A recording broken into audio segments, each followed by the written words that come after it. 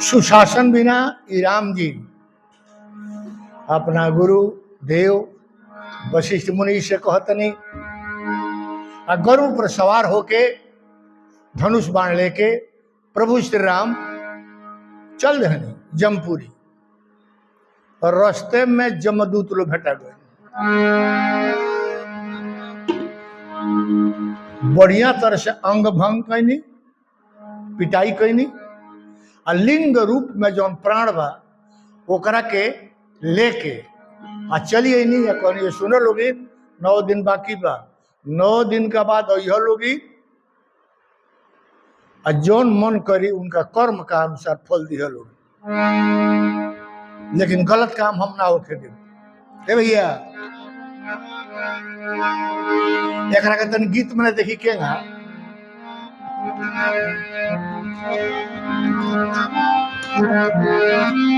नियम सुधारे रघुरैया चले ले, जमका भावन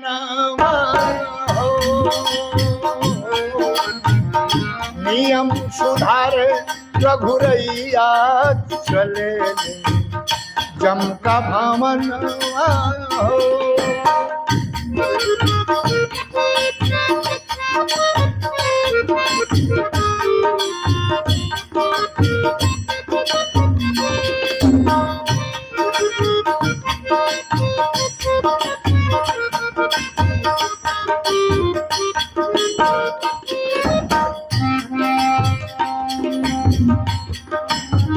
लेके चलले गरुड़ सवारी,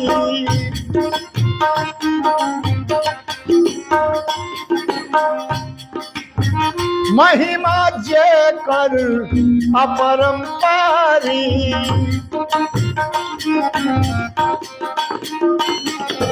अथवा में ले धनुहा बनवा चले ले, चमका भवनवा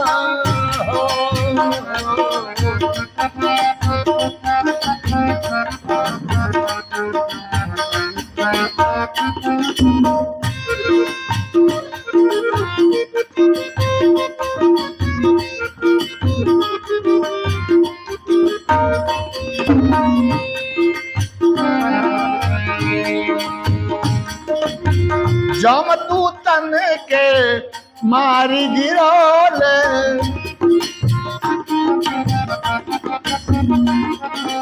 लिंग रूप सुमंत्र छोड़ावले,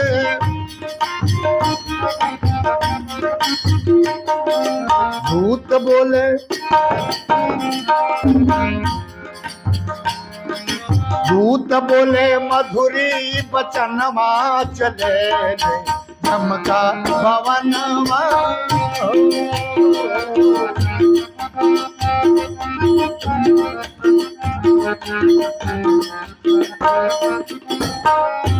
आगे देखी राम जी कहतनी गलती कैले बड़ा लोग इन कहतर सन, दूत का गलती कैले बड़ी सन, काहे ऐसन कोई रघुराई,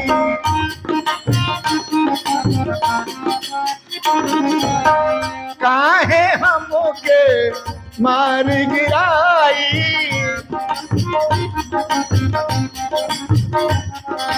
राम जी कहता नहीं गलती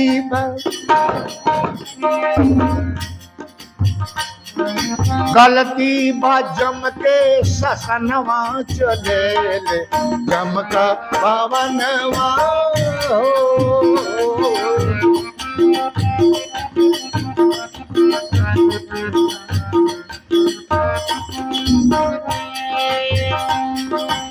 राम जी 9 दिन बाबा मृत्यु में बाकी,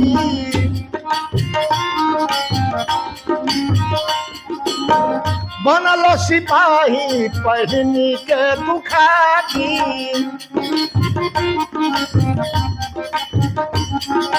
देत बानी तो है जीवन धनवा चले ले चमका भावनवा हो।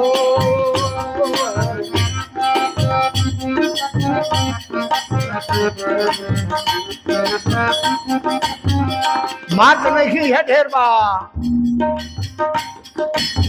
9 दिन बीती आके ले गई हो।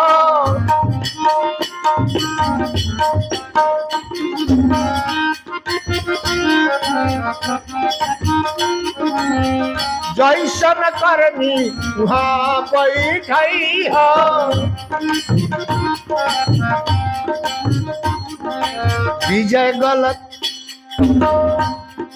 विजय गलत जम के शासन मां चले जमका भवन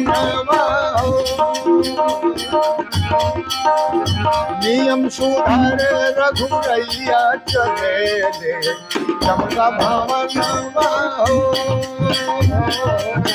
नियम सुधारे रघुरैया चले जमका भवन।